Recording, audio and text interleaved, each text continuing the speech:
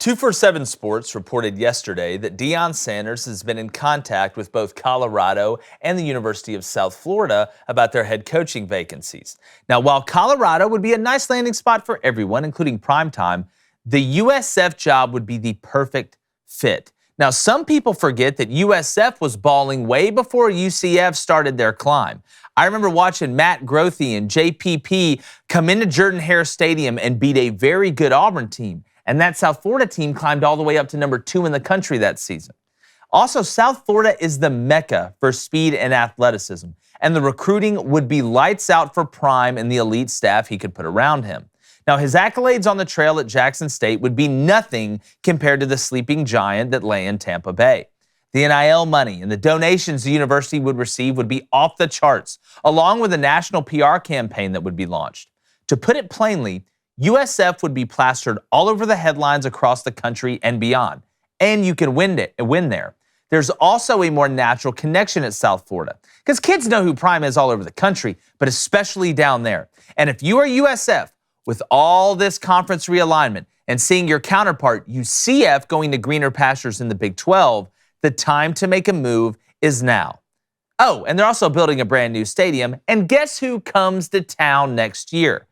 Nick Saban and the Crimson Tide. You know, the team he wants to play? It's basically going to be an Aflac commercial if he chooses this job. Now, it only makes sense that Prime would go to a place with prime real estate. And when it comes to football talent, that's no doubt. And there's also no doubt it's a match made in heaven. We're going to get to Lane Kiffin in a second, okay? But Deion Sanders, Colorado, cool job. USF, come on, man. You got IMG in the backyard?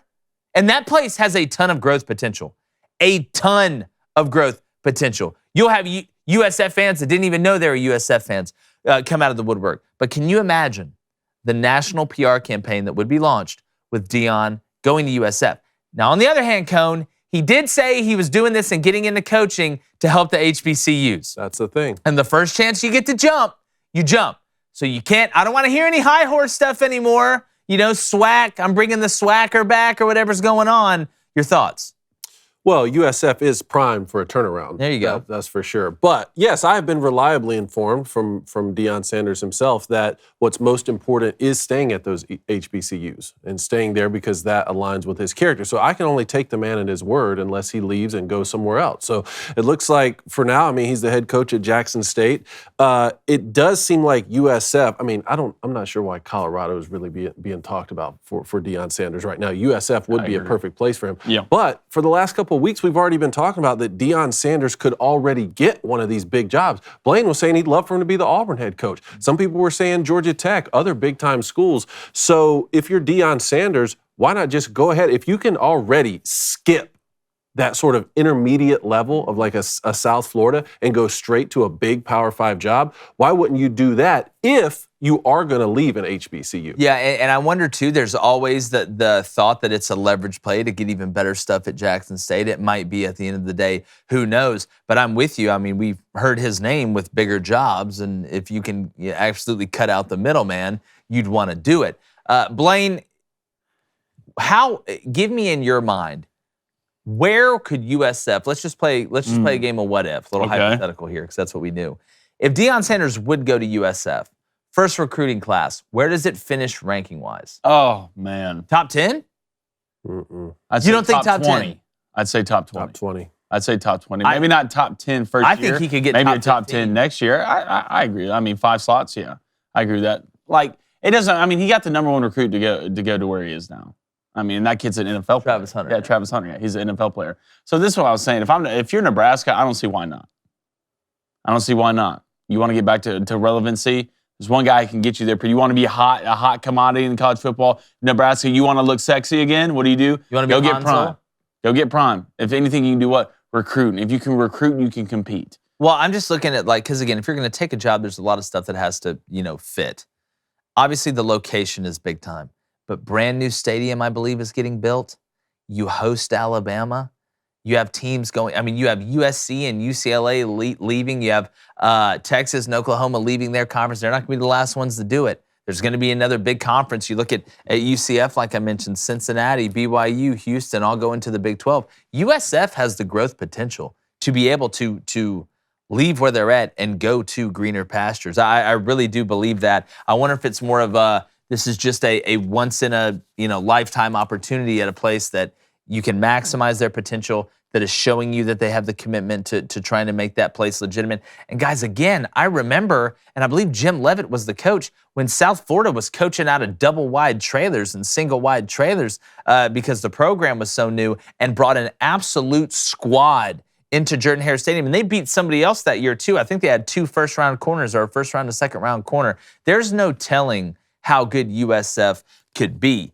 But the biggest news of yesterday was the report that Lane Kiffin was going to be stepping down and taking the Auburn job. I believe John Sokoloff said on Friday, he was the first one to tweet it. But if this goes down, Blaine was the first one to report it 4 days ago, okay, and got hammered for it.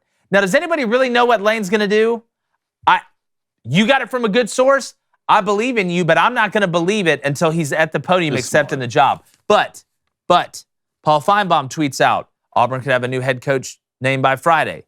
Then this drops. The Egg Bowl is played on Thursday. So for everybody out there that's saying, why would he announce on Friday and then coach the Egg Bowl? The Egg Bowl is played on Thursday. And part of me really believes, because Lane was tweeting last night at Sokoloff and whatever, I don't think Lane wants to ruin a news anchor's career. I have a feeling that Lane is the ultimate troll on Twitter. Would not be surprised if Lane and Sokoloff were actually in cahoots on this thing, because Lane was trying to bury the guy last night. And I don't think Lane would go out of his way to bury that dude. Instead of just saying, no, this isn't true, he kind of kept going and kept going and kept going and kept going. The more this goes on, the more I think it's between Lane Kiffin and Hugh Freeze, and I'm starting to really think it's going to be Lane Kiffin and Auburn. But I feel bad for the players. I feel bad for the players. Because I've been through that situation when Coach Carr resigned and we didn't know who the next head coach at Michigan was going to be. And a lot of people were talking about Les Miles, and he was about to coach in the national championship at LSU. A lot of things were up in air. We had Kirk Herbstreit breaking the news that Les Miles was coming. It was just, it's a tough situation for these 18 to 22-year-old kids who, many of whom are about to play in their last football game ever.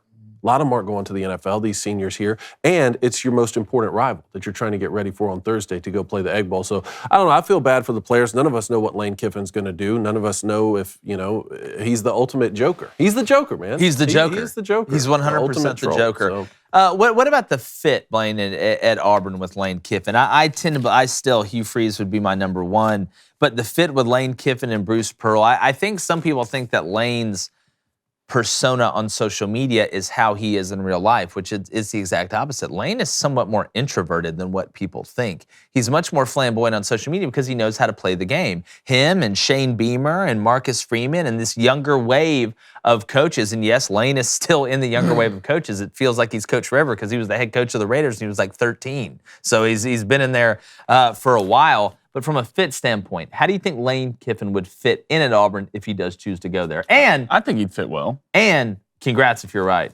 I think he'd fit well. I mean, he's good on Twitter. I mean, there's nothing, I don't know, more popping, place than Auburn Twitter, to be honest with you. Him and Bruce Pearl together. So that'd fit in well. You got Bruce Pearl there. I think he'd be a good fit at Auburn.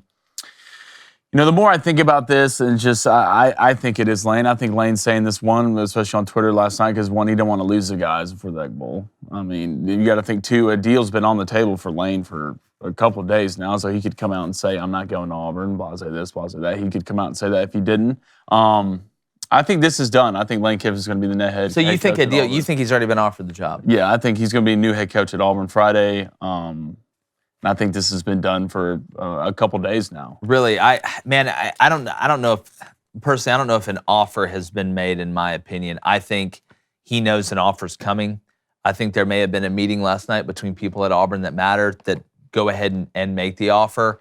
The timeline on this is just very interesting because it's a thin line to walk, because it's not just about the Ole Miss players. It's also about Carnell Williams and Auburn's interim head coach and what he's been doing. They want to give Caddy some more shine one more time, and I think it'd be crazy not to retain him. And I'm the same guy that sits up here and says, I feel like you need to give the new head coach autonomy all over his staff, but I think it would, on his staff in general, but I think it would be coaching malpractice not to keep Carnell Williams, not to keep Zach Etheridge. I think it would be absolutely coaching malpractice, especially a guy that still doesn't know Auburn like they know Auburn. It's a nice bridge, the bridge to Terabithia. Lane Kiffin, Terabithia, the bridge, Zach Etheridge and Carnell Williams. So it's going to be pretty interesting. Hey, everybody, appreciate you checking us out. Make sure you hit that subscribe button, turn that notification bell on, and hit that like button as well. We're growing like a weed, and we don't want to stop. You guys are the best. Keep loving it.